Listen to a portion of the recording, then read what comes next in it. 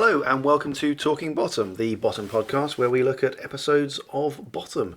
This week it's Finger, which is the 5th episode of the 3rd series, and one of the episodes, yet again, where the title bears very little relation to the contents of the episode. My name's Paul Tanter. I'm Matt Brooks. And I'm Ange Johnson. And it's an interesting one this week. This is a kind of a mixed bag of an episode. I feel like... I know what you mean. It feels expensive because it's got a sort of wide-ranging, expansive story with a lot of locations, but it feels like a series of sketches that are linked together that don't entirely work. It's also unashamedly stupid, which I know some people think is Bottom at its best. The idea of it being stupid being why it's not as good quality isn't really why, is it? Because the comedy in previous episodes has been fairly stupid, but this is like a pantomime episode where Abe dresses up as the dame, quite literally. Sure. Yeah, so one thing we should say, though, I didn't remember this episode very fondly, but going back and watching it, I enjoyed it a lot more than I remembered liking it, you know? Yeah, really enjoyed it on the rewatch, actually. Some of the earlier scenes, certainly. But I've always liked the opener with Rick's, wanking. Absolutely. And I just think of Eddie dressed up as a woman for the whole thing of this episode. But it's not what the whole episode is. Yeah, you think of them basically ram-raiding the off-licence, which is a funny bit. I think that's a fun bit. And then once they're in their hotel, it all just kind of falls apart. And I think it's that classic thing that once they leave the confines of where they're trapped in a sitcom and you start introducing characters that aren't even two-dimensional, that they're interacting with. We're talking about the Welsh English hating... Yeah. Well, there's the Maitre D, there's the barman. Sure. You know, I'm skipping way ahead, but there's so many characters they introduce in this episode. The maid, and Richie and Eddie's interactions with them. This episode, probably because of the multitude of locations, almost doesn't feel like an episode of Bottom. It feels like an episode of another sitcom, like a sort of Fawlty Towers knockoff, that Richie and Eddie turn up in as guest characters, you know? Like this week, Rickman and Adrian Edmondson are doing a crossover with Bottom and... Sure. My strongest memory with this episode is I missed it when it went out live. Right. Live, when it went out, when it's first broadcast. And my friend at school told me about it. I just thought they were lying. Because this doesn't sound like a Bottom thing. All these things. Just like him telling, and he tries to shag this woman or dress as a woman, says he's a lesbian and stuff like that. Yeah. Right. Run us through the plot, Paul, and then... So the plot, as written on iTunes, is Richie and Eddie gain possession of a set of car keys belonging to a friend who is getting married. They decide to hide the car, but end up at a swanky hotel pretending to be husband and wife. That's it. What a weird... Swanky. Yeah. Because that's the thing about this episode. They've obviously, in previous episodes, alluded to the idea of the British holiday and how crap they are. So they've obviously decided, right, well, we're going to go to one of these hotels, the Marveloso Splendido, all these ridiculous titles that you get but in Doncaster or so Wolverhampton in this case. Here, yes. And the way the hotel's done is actually quite convincing. Like you say, they spent a lot of money on this episode. The set that they've built, or they borrowing, as you say, it sounds like it looks like they've borrowed it from a previous. Do you think this is a location or a set that they've built? So because it's comprehensive, isn't it? Like they've got the lots of things staircase, there's the reception, staircase. There's a bar. There's the restaurant. There's the room. There's a lot of it there, but that for me isn't where it feels like they spent the money. They've built a street set with a window that they can drive a car through and all that kind of thing. I like that set though. I think it's all right. It's indoors though, can't you? So it did make me wonder if I know that Bottom has never at any time outside of the opening credits recorded anything out on location. But when I was watching it, I was wondering, would it have been that much more expensive to go out and shoot this on a backlot, like at Wimbledon Studios or something like that, rather than build it inside a studio and do it there? Or would that... I think it's because of the smashing through because they're ram-raiding the off-licence. But they must have had to have a purpose-built... But you can still do that outside on a location that you've kind of rented for the day, that kind of thing. Or is it because it's that Monty Python thing of anything out on location looks so drastically different to what you shoot in a studio that it will feel... Because they obviously then make the joke of them driving away and all the sped-up footage behind them, the country lanes. It's the wrong sort of frame rate, isn't it? It's jumping about and it looks, you can see the grain on it and stuff. It's a great gag that. Like, it's very cheap, but it's fun. We'll get to that. We're jumping, let's start from the beginning. I know that the hotel stuff kind of like, I have reservations about that. Oh, no pun intended. But the beginning, I do think is kind of a nice little skit between the two of them. Although when they come in, the way they're arguing put me in mind of Rick and Vivian for a moment. Really? Why? Yeah, it was something about their argument as they were walking through the door. I like the fact it's a good dramatic device, just having it start with an argument, hearing them off screen, and then they're both wearing something different. They're both something visually going on. There's the cricket ball stain on Richie's pants, which gets a massive laugh, as it should do. It's a very good visual joke. And Eddie's nicked all these coats and stuff is very funny. I mean, it's clear they've been playing cricket because of the jumpers wrapped round. Yes, absolutely. Eddie. And it's a cricket thing, like Eddie and Richie have both mentioned it beforehand, and that's a very stereotypical English thing, isn't it? And that's kind of why the characters are doing it. Yeah, because obviously you get the top of sup when Richie says playing spot of tennis, playing cricket, all that about on a Sunday. But it's actually quite a surprise to see them having actually engaged in sports. Because they're usually just talking about it, aren't they? We've never seen them actually take part. Things they've spoke about which I would have loved to see them do, and I would like to see them play a sport thing. I'm not into sports at all, but I'd love to see those characters actually play a game of football, play a game of cricket, whatever, It is part of the plot, though, in terms of the cricket outfits and everything. They're like it's setting up who Cannonball Taffy O'Jones is. Oh yeah, but they could have been at any game.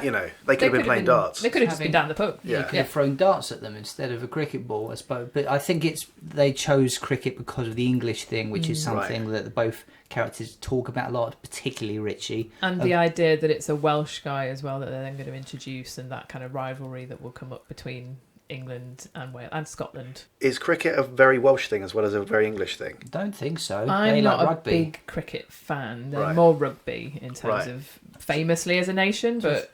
Did you guys notice that Eddie is actually wearing his full suit underneath the cricket outfit? No. I never noticed it before. No, I didn't notice that at all. That's a nice touch.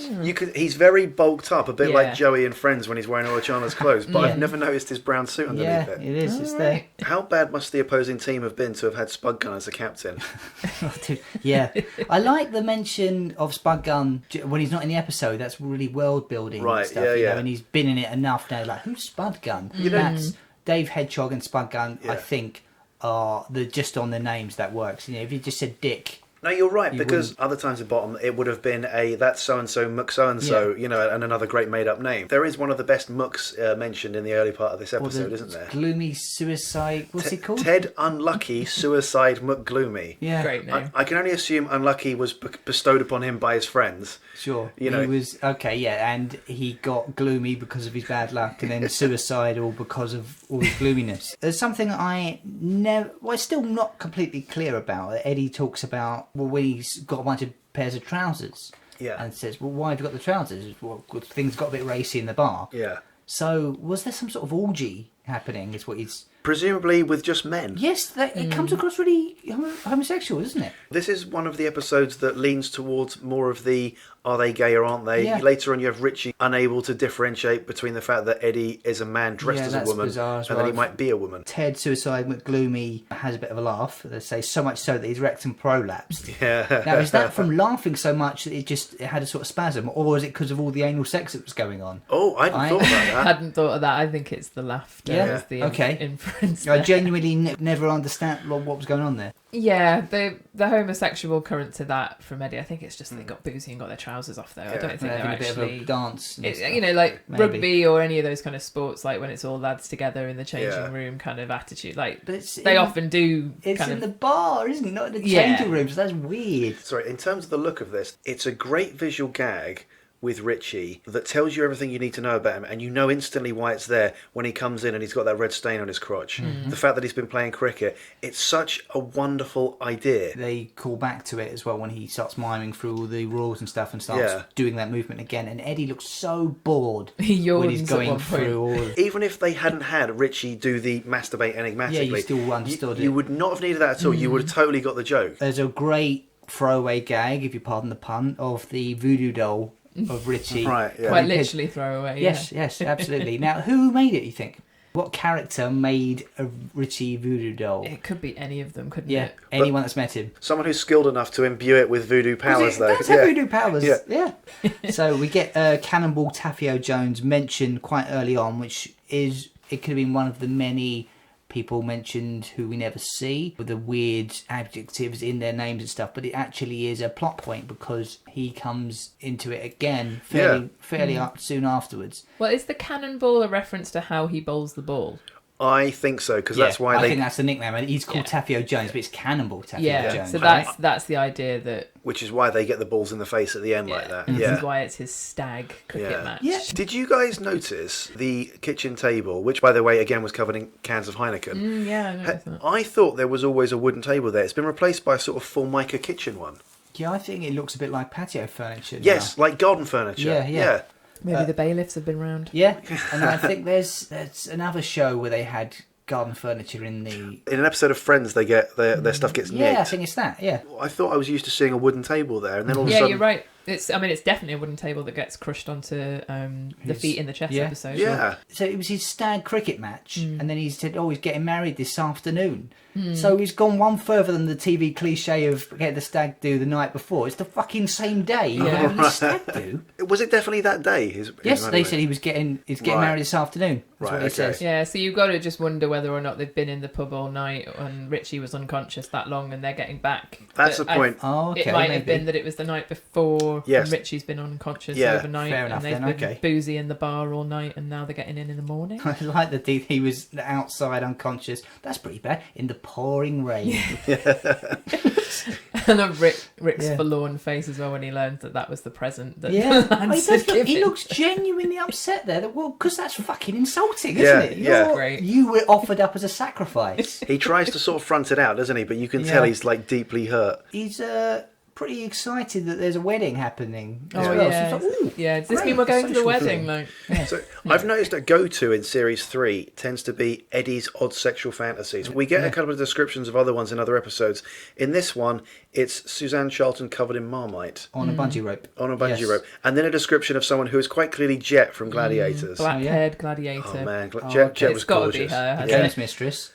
Yes, yeah. Weirdly though, they don't put a sex on it, do they? They just say the black-haired gladiator. So it could have been Wolf. It could have been Wolf on the rings. Oh, his thighs were sizable. Wolf's ring. Well, as you say, yes, this is a season 3 edition with Eddie's weirdly specific pornographic fantasies. I was watching an interview thing with this guy called Ron Johnson, who's a journalist, writer guy, and he was talking about custom porn, which is basically, if you have a fetish that's really, really niche, there are porn stars now that you can message online and give them the script and all of the things you want. So, for example, I want someone treading on a cake while saying my name and picking their nose, something like that, you know? They'll make you like a bespoke one. Yes, absolutely. Something that's not at all... would be made for any sort of even a niche market. Yeah, it wouldn't sell enough things. So I think Eddie would be, if he got a bit of money, he'd be like, oh, great. How much money do you think either Sharon Stone painted green would cost? Yeah, fair enough. He's very specific with his desires. And this is, I think... Don't you love that fantasy from Eddie? The racing post sticking out there. Yeah. So it's like his whole... next episode. The Sharon Stone fantasy, though. Yeah, that's in Ferris wheel one, isn't it? Yeah, that's what you just said. Yeah, Sharon Stone painted green. Yeah, that's in the next episode. His Flight's of Fantasy, but this one's the weather girl, isn't it? Right, so that was it. Suzanne Charlton. I can't remember her. She's a weather girl, right? Because usually these guys are into newsreaders. Yeah. In this instance, it's a weather girl, yeah? Yeah, that's weird. Yeah, with the Sharon Stone one, that's a legitimate fantasy of a lot of people. But they've mentioned other, there's... Kim Basinger, and does he say Michelle Pfeiffer at one point? I think topless... doing the topless... Rick mentions Danny Minogue. Yeah. Michelle Pfeiffer gets mentioned in Bottom Live. Sure. Why does he have such a fucking nerve to call Richie kinky in the Bottoms Out episode? Yeah. Where Eddie is far more kinky than Richie, it turns out. Your things involve newspapers up bums, Marmite, someone being painted green, someone being vacuum packed, like they're a fucking TV dinner. Yeah, literally, Richie is horny and pervy. Eddie is kinky.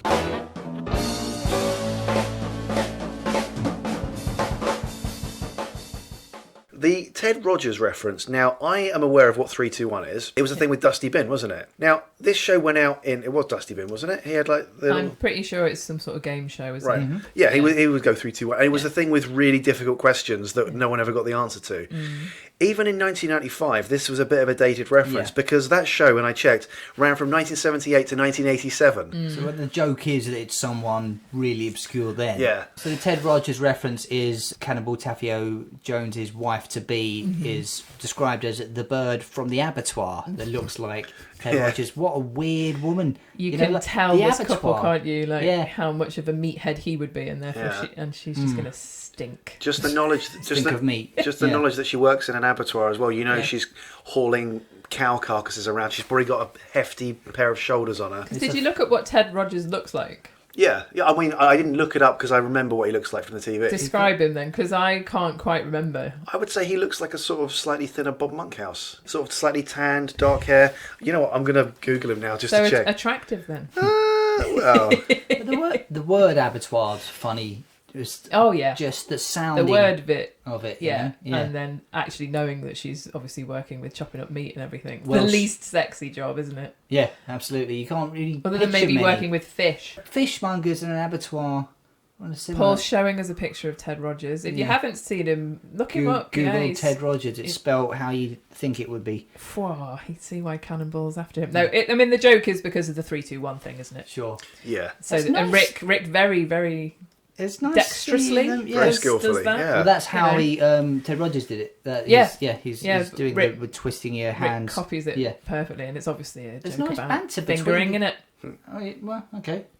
No, I didn't get that. Is that not where the finger comes from in bottom finger? Because I can't think of any other reason why finger is the name of this episode. So I assume it's because they're there posing as husband and wife. The ring finger. And you put the ring on the finger. That was finger is what I thought it was, maybe because they thieve the hotel. Could be. As well. If you finger something, you're fingering. But the double entendre is putting a finger up your bum. Isn't it? That's and Ted Rogers could have done that.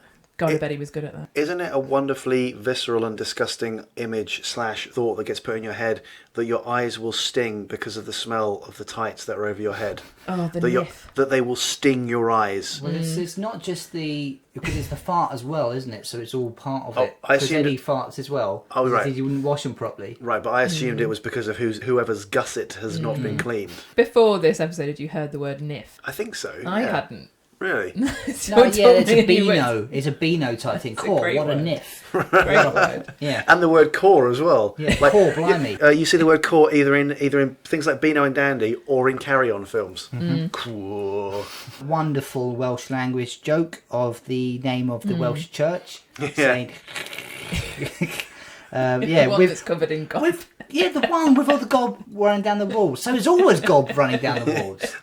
Like, every time you come along and see this church, you feel like you have to say the name stood in front of it. Yeah. Richie behind the wheel of the car is like any kid, isn't it? Doing the... Yeah. Did you get the impression this is first time behind the car I think wheel? So, yeah. Maybe. Yeah. Oh, he says he can't drive, doesn't he? Yeah, he does say that. But does a pretty good job, really. Install it, doesn't he? You know? Just reverses, that's the thing. It put me in mind of the Mark Corrigan, Jeremy bit where Mark drives Johnson's Beamer and reverses into the skip with it. Like, Right, sure. I mean, obviously, Bottom came first, so... Although, I will say, the Peep Show version of that is slightly more accurate in that when you're a first-time driver, what you're doing constantly is stalling. Yeah. I mean, the force in which Rick goes back into the office just before he gets in, Richie's going through the keys, eeny, meeny, miny, mo. I don't drive. I know what a car key looks like, you idiot. So obviously the one that looks like the car key. I love that it's already open. It's such a good joke. It's so simple a joke, but it's so funny. It's letting him in. And did you notice that they've misspelt married twice on the car? Oh, no, I didn't know. In two different ways. Yeah. Oh. So it says one is just married but with one R. Right. So without the double R, and then the other one is just marred. Marred. It's a double R, right, okay. easy, which I thought was quite fun. Just a little visual bit there. Marred for life. Yeah. There you go. It's a stain on my life now.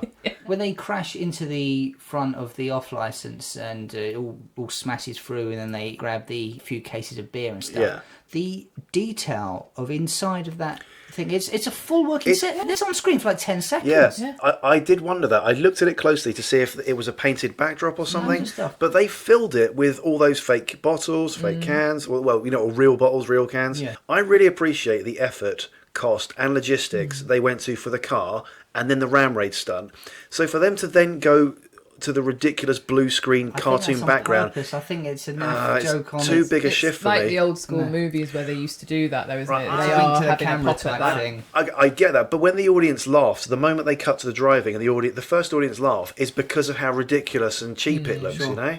Yeah, and you're right. They've gone through all the trouble of the set. Yeah, and also there's a guy in there. Did you notice that? Yeah. Yes. Did you notice he's in the background before? Yeah. Outside, like cleaning or something in the window. He doesn't say anything. Yeah. It seems like a missed joke, doesn't it? He doesn't even seem to have reacted. He reacts very, very slightly, but not properly, does he? I mean, I think that's because they've got no one else on the street. It's so it doesn't look like the place is completely deserted. Yeah, he's in one of those sort of open all hours piano mover jacket things, isn't he? You know, long coats, long brown coats. But then, do you think he's just used to it? Maybe that's why he doesn't really react. There's a mention of ram raiding an off license, or running into an off license and drinking as much as you can before the police arrive in the episode before. And there's mentions of a lot of looting and ram raiding in the next episode. Yes, in Hammersmith, I would imagine he is used to it. Just rebuilt the shop. Damn. You can't tell what beers they steal, can you? Heineken probably. No, I think it was some kind of like special brew, but they're kind of hiding the label, aren't they, when they're drinking from it and eating the crisps? Although I think the crisps are those ones that you used to add salt to yourself, weren't they? Yeah, they look like the ones you tear open the sachet in there and add Why it. don't they have them anymore? Because why do you want to add your own salt? Just buy it pre-mixed. Yeah, it was weird. But they didn't nick any crisps from the shop, did they? I did notice that. Yeah, it just grabs a few cases really quickly.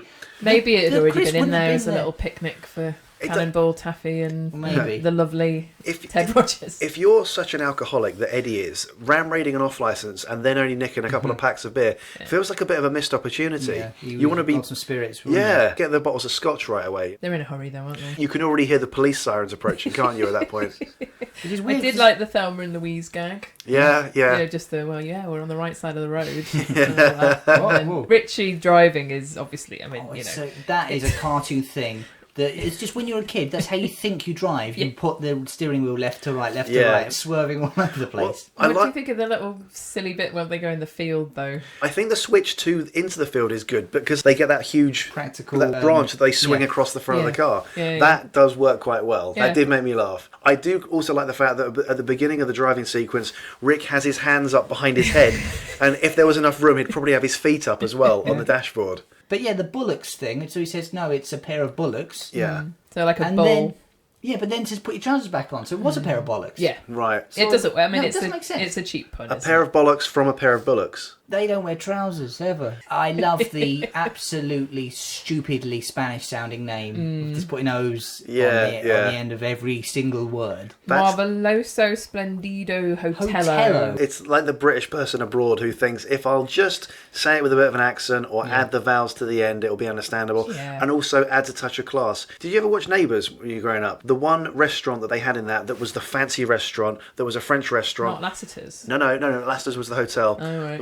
What was the fancy French restaurant called? Idea. La Restaurant. Oh, was it? Yeah. Brilliant. La Restaurante. No. That would have been too far. Okay, it was just La Restaurant. They obviously, when they were younger perhaps, or they just find fun in the British kind of holiday destination. The characters have spoke about going on holiday before. Instead of having a holiday episode, as we've already had an episode where they're going on holiday but don't, we now get to see them kind of on holiday. We see them away in a hotel, and they've stolen it, so there's an edge of like, we're going to get caught at any point. So it should on paper work, this plot, shouldn't it? Like, it should work. Just even as a kid, I didn't like Eddie dressed up. No. The boobs on backwards I just thought was so stupid that you wouldn't have noticed, and that it's the fact that they repeat it's the fact they repeat it. Well, because they go upstairs, they have a few other things, and they both get dressed for dinner, and he didn't swap his boobs. What? And also, where did they find that costume? Is that one of Ted Rogers' they outfits from the back of the car? Or maybe. Or is it the disguise that they earlier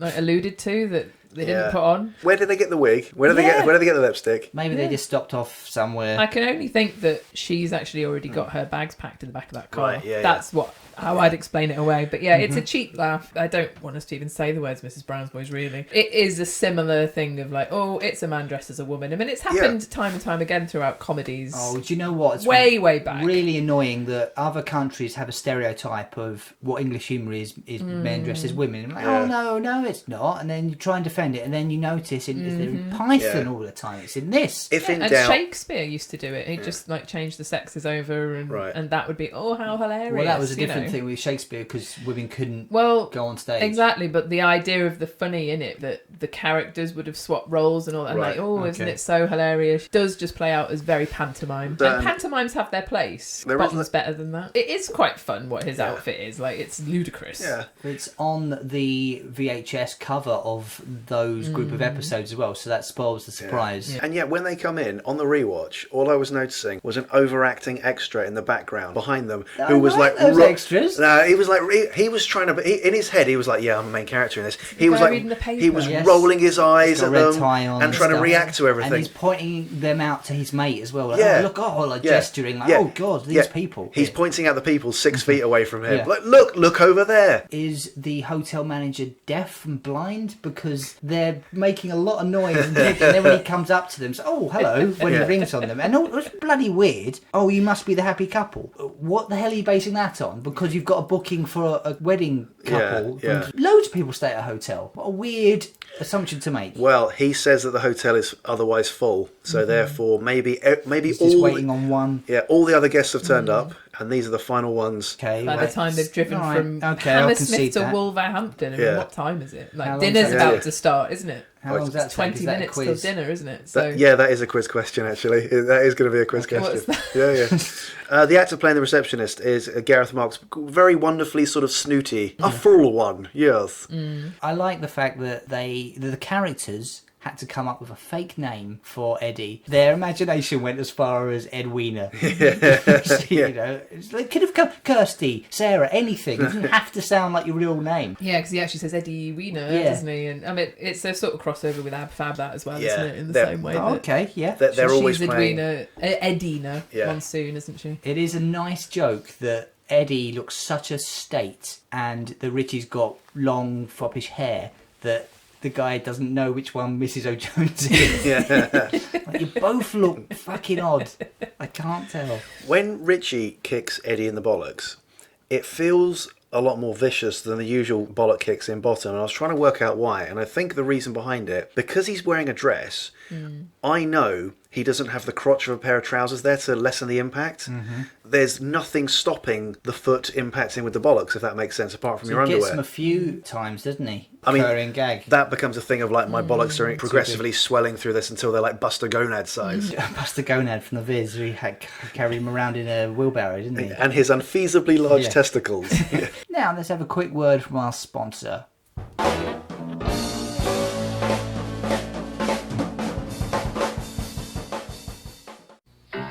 This drop is too little to cover the head of a match. Yet this is enough adhesive, super strong, super fast to lift 2.5 tons. It's Duro Super Glue. A drop will do. It truly is super strong and super fast. Super Glue. A drop will do. Super Glue.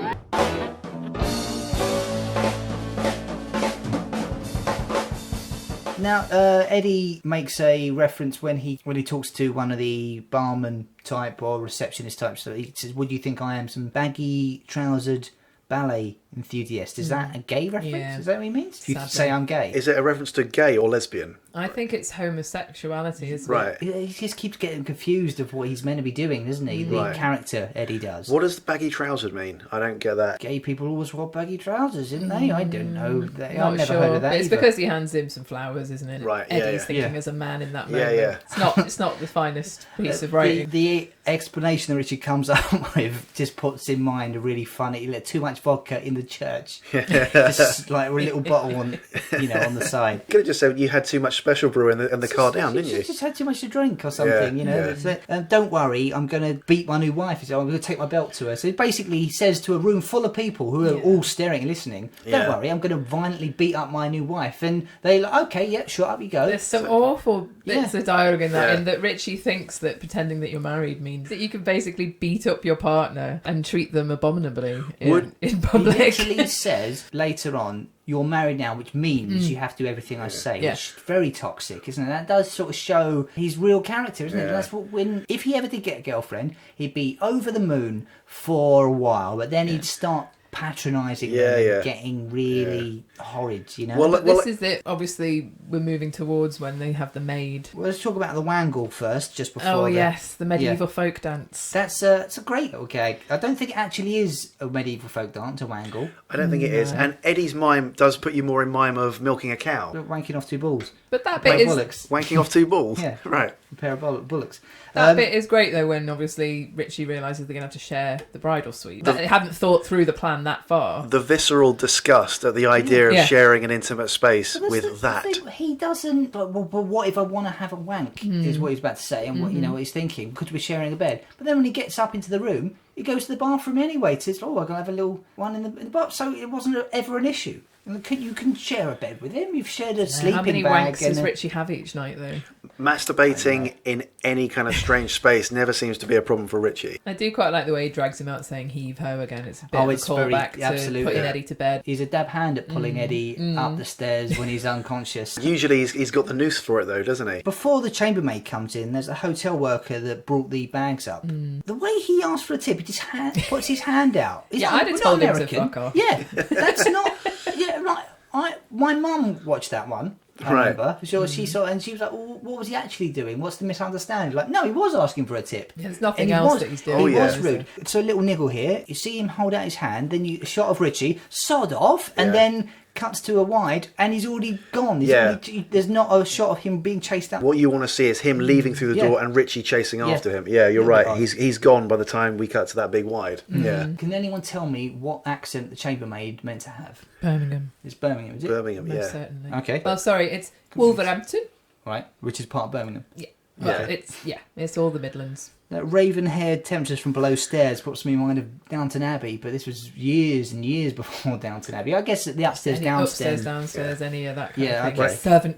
Servant girl. Once he's in a position where he thinks he's socially above the woman, Richie lays on the charm with the spirit of Downton Abbey to the point where he's almost channeling Alan Bastard for a moment. You know? Because he's not nervous at all. No, once he's not. He has in his head, I have the power here, which is really quite horrible with Richie's psychology in that moment. I completely agree. But it played out so well, and obviously it actually does make you cringe a little bit on this rewatch. It really did. He laughs in her face when she says, "Do you mind?" Ha ha. That is like the creepiest he's ever been in a weird way. Yeah. I mean, Richie's been creepy. Yes. It is Richie, you can't be like, it's Rick, but like because of the way Rick plays it, as you say, he almost is like Bastard, a little bit. Flash Heart, or there's just little flashes of the confident character, isn't he? Yeah. There's no charm in Richie's. Yeah, Bastard has like cold charm and sex appeal, but doesn't have that sort of buccaneering kind of charm, whereas Flash Heart is out there and everyone loves him. There was just a hint of, just for a moment, of,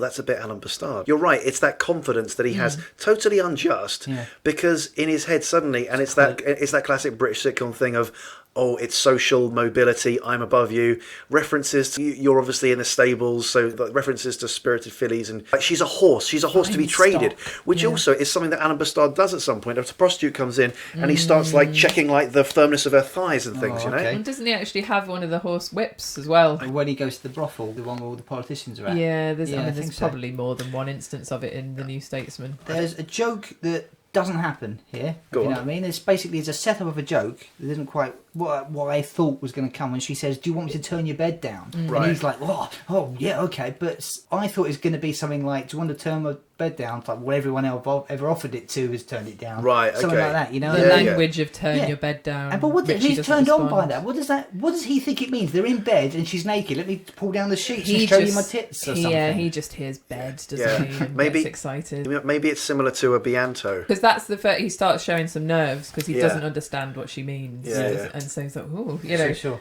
all of a sudden she's got some power again. Slight niggle. He asks her to show him how to turn the shower on, and she points to the bath taps that are quite clearly just bath taps. Yeah, you just turn these taps on here. No, I didn't ask for the bath. I asked for the shower. Yeah. Slightly going back there, I love the physicality of Richie wanting to knock the door open with his cock, but it's his paunch. It's his gut. Knocks the door open. I like that a lot. It is so creepy what he's doing, but then we laugh at how utterly ludicrous he's He being. tries to also thrust at her when she walks past, but he misses her. Oh god, he tries to rub himself on her, doesn't he? Basically, it's so wrong. He's got no cock to eye coordination and manages to miss as she goes past. Now Eddie comes in to the rescue of this poor chambermaid, only to then try it on with her right after, but claiming that he's still a woman. So what is his endgame here? Because he's us birds should stick together, maybe in the nude. What are you going to do there? Are you going to tuck it back? He's not thinking about it, is he? Yeah, the squeak he makes with the pipe, I do like that. I find that very creepy and weird. I wondered how he did that. Is that like one of those duck things that hunters take, that make like a duck noise? In order to get her away from Richie, Aid does do a great uppercut onto Rick that takes Rick down, and then Rick is unaware that he's still slightly in shot, so he just kind of leans against the bath. I guess he looks out of character for a second. Yeah. Now the chambermaid, it's completely obvious he's a man. You see it, but the chambermaid must know this as well. Despite the fact that she plays along with it, saying you're worse than your husband, doesn't ever say you're clearly a man in a dress, but she kicks him in the bollocks. So therefore, if this was a woman coming on to you acting like that, you wouldn't go for a crotch kick, would you? Well, can I actually say on behalf of all womankind that getting kicked in the crotch is painful still, even as a woman. Because when Eddie is like, oh, my nothings at all, like I once got kicked, not very maliciously, but by one of my kind of playmates when I was probably about 11. It was a he, and he kicked me really hard between the legs, and it fucking killed. So I can't imagine what it's like if you've got bollocks there, but it's not pleasurable. It's still painful if someone kicks you in the cunt. Another scoop for the talking bottom. So do you think that she thinks he's female and she was just trying to kick him in the cunt? It's unclear to me. I think in the script, worse than your husband and stuff. I think she's keeping up the pretense, but I think she knows. Does she think that Eddie might be transsexual or just a man who likes dressing as a woman and is trying to respect that? So I'll refer to Richie as your husband. Back in this time in the 90s, people were not socially aware of this sort of stuff as much as I don't think she would have. But this is clearly a transgender woman. Which is why him turning up in drag gets a big laugh. Yeah, exactly. That's why it doesn't really sit right, isn't it, now? Mm-hmm. What is the pleasure of Sappho? What's that mean? So Sappho was an archaic Greek poet from the island of Lesbos. Ah. So her poetry is in line with lesbianism. I see. So it's all linked, basically. So this episode has several musical stings in it. It's a few of those things we talked about before of not sure how to end the scene, let's play the musical sting, that'll get us to the next one. It's not as bad as some episodes where they have the sting and then they're literally in the same place. Yeah. At least they're in a different place now. They're at the top of the stairs. They've both changed for dinner.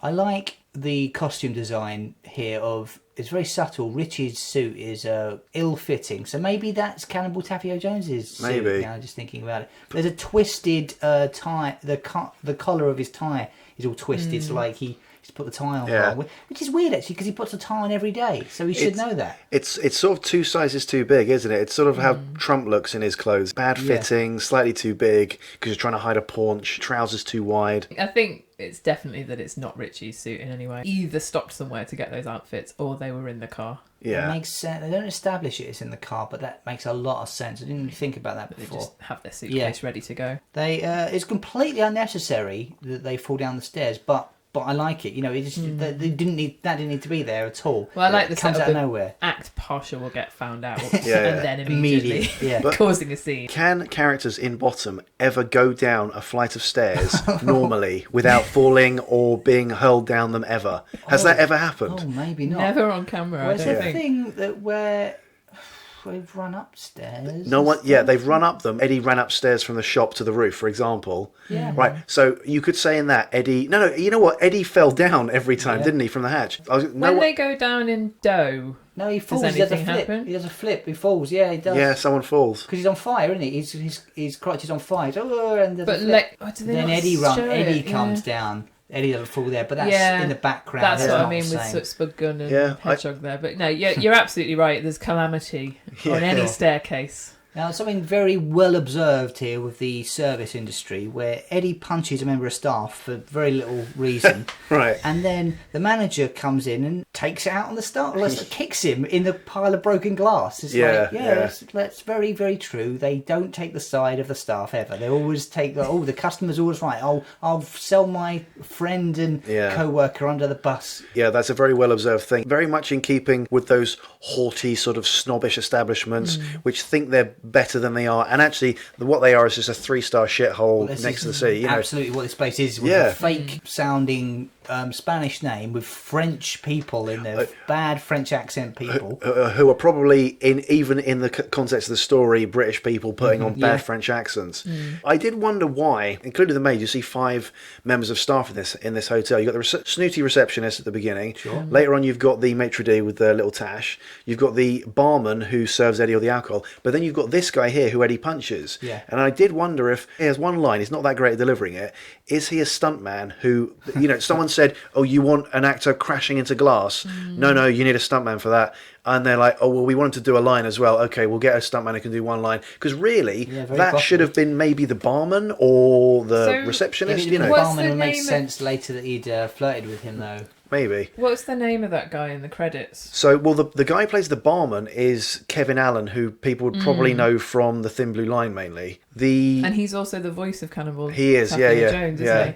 And then, so we know that the receptionist is Gareth Marks, and then Rupert Rainsford, it says as Pierre. Right, that would be him, because Victor Spinetti is the maitre d'. Well, I looked him up on IMDb, and he's literally not been in anything else other than one other thing. Right, I think he's a stunt guy then. Yeah, very possibly. Yeah.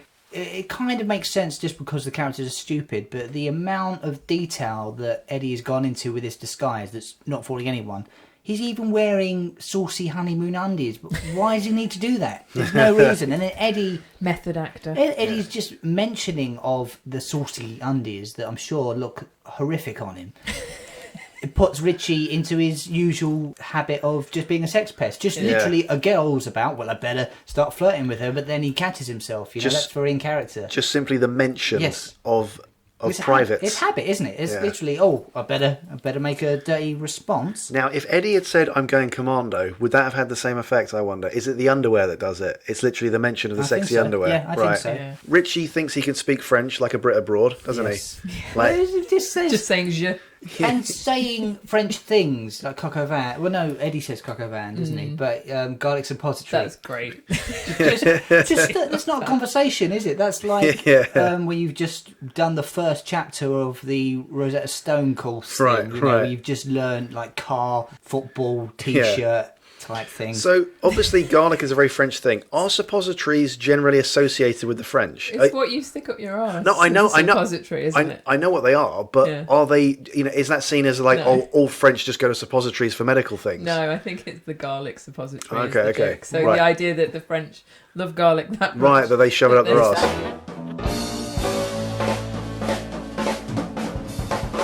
Richie loves being centre of attention. The way he just gets very clumsily set up that he can do a good impression. My favourite bit is him telling everyone to shut up. You shut up. No one's making any much noise at all. And then he laughs through his own impression that's not an impression, just saying the same dialogue. As a comedy fan, did you find it kind of, that's their way of sort of commenting on how people are when they quote comedies? I think it is a bit, It's so uninteresting to anyone else who's not in that bit with you. No. Yeah, like the person doing the quote, in their head they're doing a brilliant thing. It's like any office bore, the kind of person that Colin Hunt really lampooned well in the Far Show. Do you remember that character? Yes, silly glasses and the like wacky ties all the time. The kind of person who might do a podcast about that comedy and quote it in it. But we try and avoid doing quotes as much as we can. Yeah, because it isn't very interesting to just hear someone repeating a famous line. Is it? Yeah. Like, it's fun because to a certain extent, to say your favourites. Yeah. But Leonard Rossiter is someone that has been impersonated time and time again. That's the same sort of thing as like Frank Spencer type thing, right? Yeah. Rigsby from Rising Damp is a very sort of often imitated character, isn't it? Oh, okay. So it's not special that Richie's in any way good at doing a Leonard Rossiter, but I do quite like, because I don't know what a Leonard Malay is. Is it a fish? Is that what they're saying? Because he says, do you want the Leonard Malay? And then Eddie says, oh, he does a good Leonard Rossiter. Oh, I'm assuming that's a mispronunciation of mullet, right? As in, yeah, okay. Yeah. Malay, I see. Well, it's some kind of French dish that, Right. So I quite like that that's how they get to that. It's... Can you guys talk me through the logistics of the whole restaurant clearing out? Or is there some sort of hive mind type thing? Silently, as well, without paying their fucking bill. They clear out quicker than a fire alarm going off, don't they? Yeah. Because it's a hotel restaurant, it might already be on their room. But also, I'm glad that this week they managed to get the editing right in the way of you cut to the big wide of the empty room to show that it's empty. Use of misunderstanding things and forcing a double entendre. They do a bit too much here. The entree, I'd rather not. What do you think that meant? I just want a main course, Right. But I do love this is all very puncy, isn't it? I can't understand a word of it. Yeah. He likes the fact that it's too classy for him. It's not even that classy. It's not classy. It's not classy at all, but he perceives it to be that way. This is probably the classiest place he's ever been. Yeah. Right? Yeah, I mean, they are an definitely. absolute show, aren't they? They are completely and utterly showing themselves up, even in an establishment like that. But Eddie is totally going to make the most of it in that he just wants one of every bottle of wine on the menu. And you know he can get through it as well. Didn't you? That explains some of his behaviour later. Because it's... And the whiskey, half a pint that he orders. And that line is one of my favourite lines in all of Boston. This is not a favourite episode for me, but to ask for a large whiskey, to be asked a double and then reply no, half a pint, that is a fantastic joke. And it's one of the best jokes in Bottom. Yeah. Definitely. Yeah, there's some brilliant lines in this episode and in Series 3 in general. The plots don't always play out quite as well as I think they probably meant to on paper. I like this faux French waiter who's in Wolverhampton, presumably not from Hammersmith, doesn't know it, yet somehow knows that the go-to drink is a half of mild. Yeah. That's funny. Like, he's sort of suitably posh and arrogant, isn't he? He's he's the waiter, the maitre d' who looks down upon you, thinking he's sort of a cut above. But he definitely is a cut above these two. He is, but then everyone's a cut above, aren't they? Yeah. Like, when he says, I'm getting a hernia from laughing, that reminded me of a thing that Armando Iannucci called Spencering, which is something they tried to avoid when writing Alan Partridge. When they first did Alan Partridge in the radio shows, sometimes the person opposite who's being interviewed would say something like, oh, you really are the most odd person, Mr. Partridge, or something. And they said this is something that always used to happen in Some Others Do Have 'Em. A character would go, oh, Mr. Spencer, please, will you just get out, or something. Having a character say to them, oh, I'm getting a hernia from laughing, felt a bit to me like kind of not of the Bottom universe. Do you know what I mean? It felt a bit like someone saying, oh, you really are the most, difficult people to work with. Yeah, no one questioned their odd behaviour in the shop episode, did they? Just roll with it. Yeah. Yeah, I guess... The doctor just, I suppose that it's the pompous nature of it. It's like, now bugger off and all that from the doctor. But you're right. I think the maitre d' in this context, though, probably he is quite sarky. So, but you're right, it doesn't quite sit that well that someone else is having a bit of a sarcastic moment with Richie and Eddie. I like that they play it playfully with like kind of banter and seeing it as a bit of fun that Richie and Eddie sabotage each other's food. Where like, the whole thing, Eddie hollows out the fish fingers, puts dog shit in, and it's you would get me, and they're both laughing about it. But if you overheard that, sorry, and it's all in the context of being really xenophobic about the French as well, isn't it? Yeah, it's sort of like acting like the French would be doing that. It's like no. I found Marcel the barman quite playful. It was quite nice to see someone not kowtowing to them quite so much. Just before that, Eddie goes to the bathroom and uses the sink as a urinal. It's very good physical comedy there. You see him like lift it up and plump, and flops his cock out. And then just the no wonder you birds wear high heels. Yeah, and all you that, see the woman come in so that she kind of gives him a once over, and then she looks down at his crotch. Her eyes widen, so she's obviously seeing his cock out pissing. Yeah, and it doesn't just run off screaming. It's the most hashtag me too. Yeah. I mean, she obviously didn't know what to do with herself, did she? Yeah.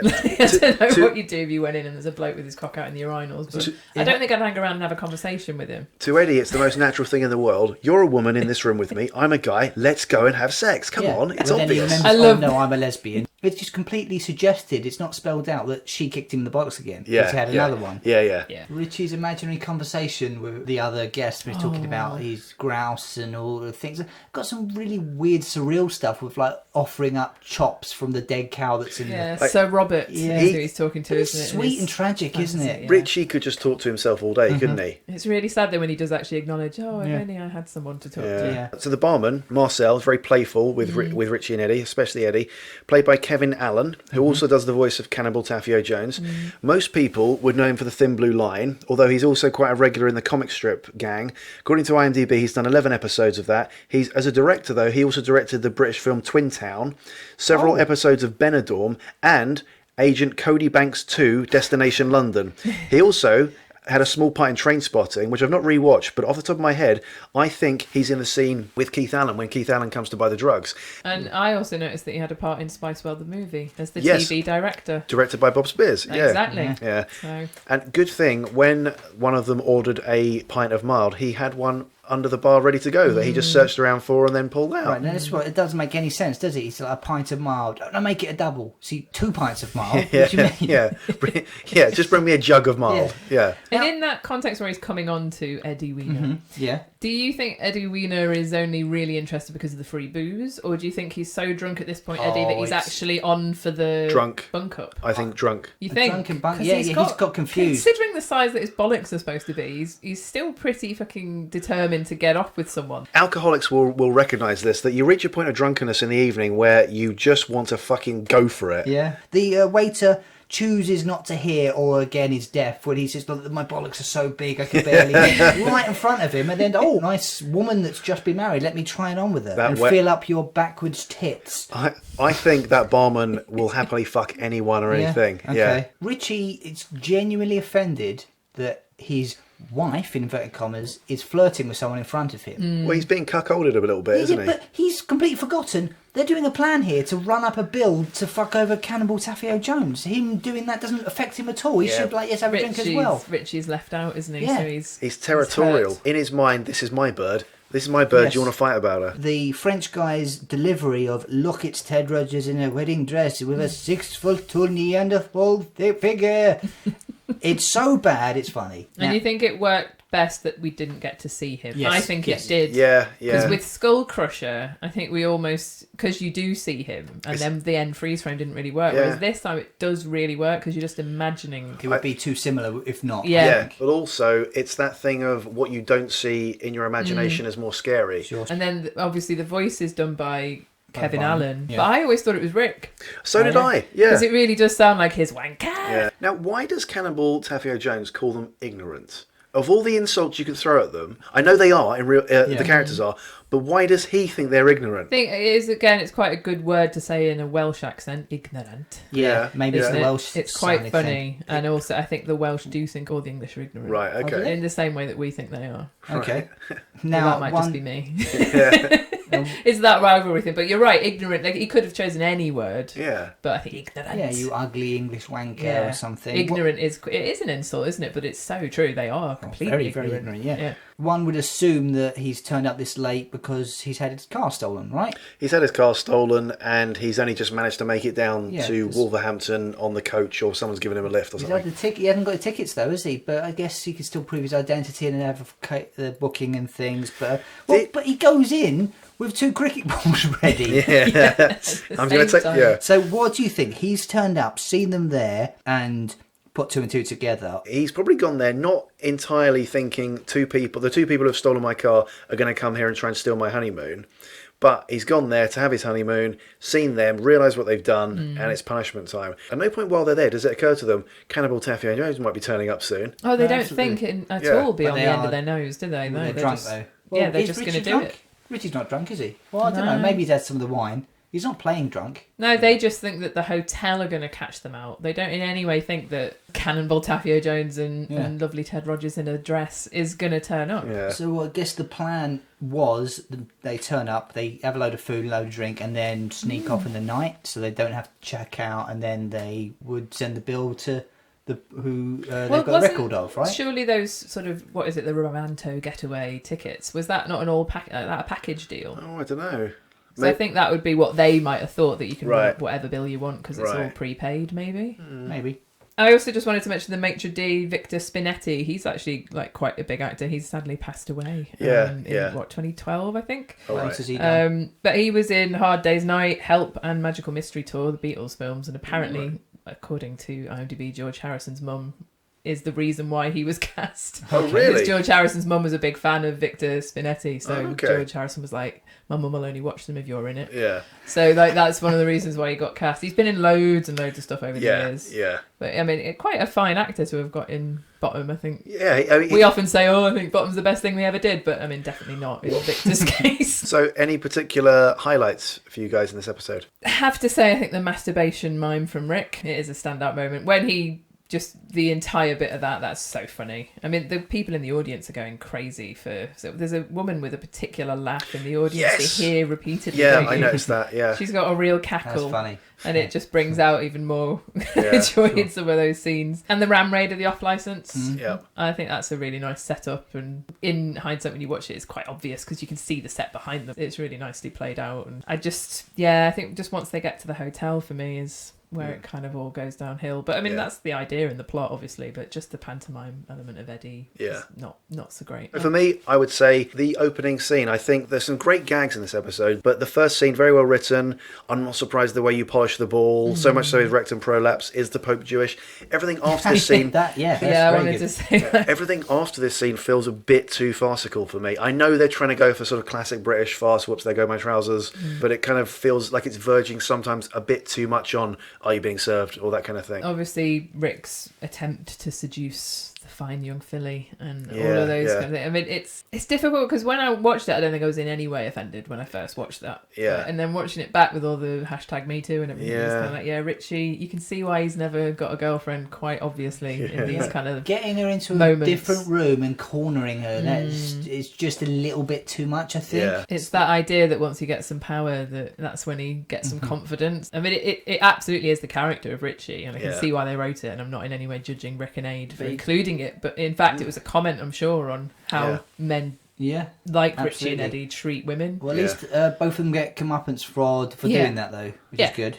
Yeah, exactly. So would you guys have that as your niggle? It is a bit of a niggle in that, well, it's not so much a niggle, is it? It's just there's not a lot of Bottom that makes you feel uncomfortable in any way watching it, even though I'm sure some people probably do find Richie really quite cringe. And people say about The Office is cringeworthy and they can't watch it and things like that with Brent, but I've never felt that watching comedies that I love, whereas that one does make you go a little bit... But with The Office, it's the comedy of embarrassment, isn't it? It's the saying the wrong thing within the context of the scene, and then there's the awkward silence. Whereas in this instance, for me, my niggle is just really the general. And I know I'm retrospectively adding this because that show didn't exist at the time, but it's the kind of Mrs. Brown's Boys feel of Eddie in drag. In the 90s, it was an obvious cheap gag, and that's why you're saying Mrs. Brown's Boys, because my God, we should have moved on by now. Yeah, but it's pantomime. Yeah, and if you like that kind of humour, then it's fair enough. Some people in that audience are going crazy, and I'm sure there are some people who love that element of finger. I'm sure there are. It's one joke that lasts 10 minutes. It's laborious, isn't it? It gets overplayed, but it's a bit of fun, isn't it? One thing that's actually quite interesting about that is that the two of them play a husband and wife dynamic a lot.